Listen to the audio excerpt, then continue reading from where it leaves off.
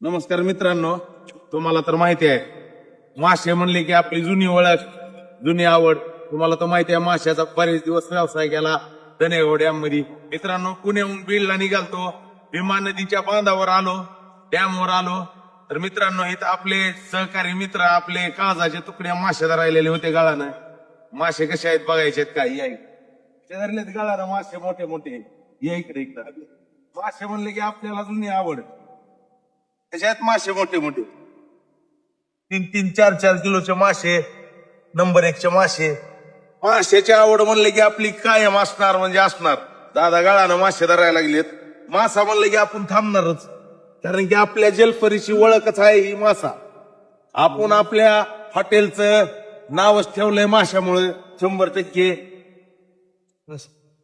तसे आहेत मासे मोठे मोठे. दादा सकाळपासून मासे धरायला लागलेच.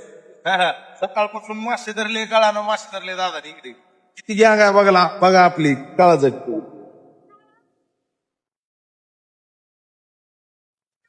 एक छंद असतो, एक शिकारीचा नाद असतो, म्हणून मासे धरायचे म्हणले की काय विषय त्याला आपली ओळखच आहेत मास.